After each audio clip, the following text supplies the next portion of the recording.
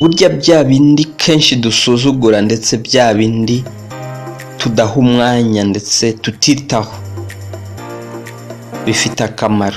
Ni byiza rero ko dufata umwanya tukita ku biryo byose turya.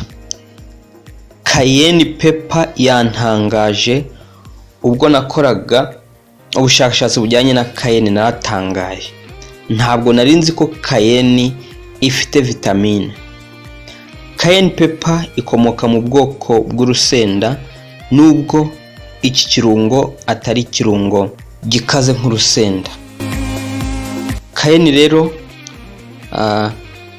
yakomotse muri Amerika y'Amajyepfo ndetse na Amerika ya hagati. Mu bintu by'intungamubiri cayenne ikizeho nuko cayenne ifite vitamine C ndetse vitamine E, B6 na vitamine E. Cayenne ifite magnesium, potassium. Ibyo ni ibintu bikomeye cayenne ikizeho. Ntabwo ari ibyo gusa, cayenne ifite compound yitwa capsaicin. Iyi capsaicin niyo igize cayenne, niha cayenne ubushobozi ndetse no gukomera ndetse n'ibitangaza biri muri cayenne.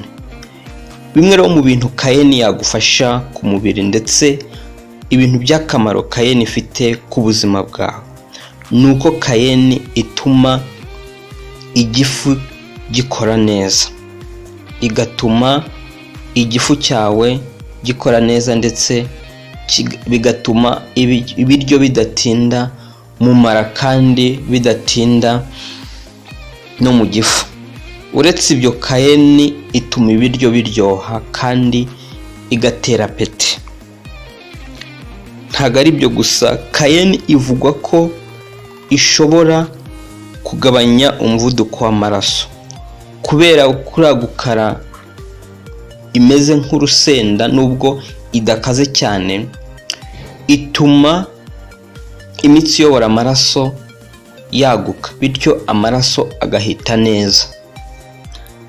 Cayenne nanone ivuga ko ishobora kugabanya ububabare iyo wayikoresheje ufite ububabare bwo mu mavi ndetse n'ahandi. Ntabwo ari ibyo gusa, cayenne ivugwa ko ituma umuntu agira umutima mwiza, ikarinda umutima indwara z'imitima zitandukanye. Cayenne rero mu bijyanye n'umutima ivugwa ko yakoreshejwe n'umudogiteri bita John Christopher. Uyu John Christopher mu barwayi be bose buri mu gatondo yabahaga amazi arimo cayenne bakayanywa. Ibi bikaba byarabarindaga heart attacks. Cayenne rero ni nziza ku mutima. Ntabwo ari ibyo gusa, cayenne nanone ni nziza ku bicurane cyangwa se gufunga mu mazuru. Cayenne nanone yarakoreshejwe mu gusukura umubiri, ndetse ibi byakozwe muri 1940. Hakozwe formule yo kugira ngo ifashe abantu mu gusukura umubiri.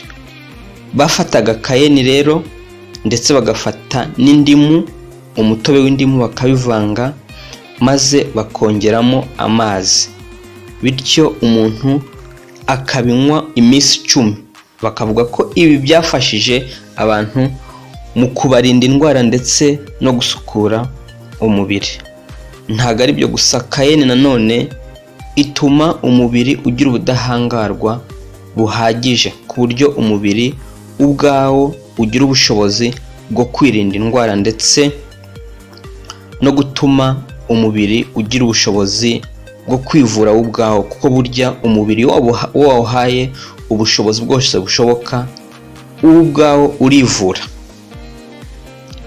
Cayenne rero mu buryo wayikoresha, ushobora kuyikoresha mu biryo ukayongeramo nk'uko wongeramo ibirungo bisanzwe, ndetse cayenne nanone ushobora kuyikoresha mu buryo bwo kuyinywa. Uburyo bwo kuyinywa rero Cayenne urayifata ukavanga na ginger cyangwa se tangawizi, noneho ukavanga n'indimu ndetse ukavanga n'ubuki, maze ugashyiramo n'amazi ukanywa. Ibi bizagufasha ndetse ibi bivura n'ibicurane. Ubwo rero nibwo mu buryo Cayenne ikora. Cayenne rero irahambaye. Cayenne ni ikirungo kiboneka kandi kiboneka mu masoko atandukanye. Reka tukiteho rero, abashoboye kugikoresha bagikoreshe kuko kizabagirira akamaro. Reka mbasabe abamaze gukora subscribe mukore share, kandi mba aribwo bwa mbere ugeze kuri iyi YouTube channel, ntuhave utakoze subscribe. Mukomeze mudutere inkunga, mukore share kandi mukore no kukazogera, maze igihe cyose twakoze ibiganiro bizajya bibageraho mu buryo bwihuse. Ikiganiro cy'uno munsi n'aha tugarukiye. Ndi umuvandimwe wanyu kandi inshuti yanyu John Nyandwi. Murakoze.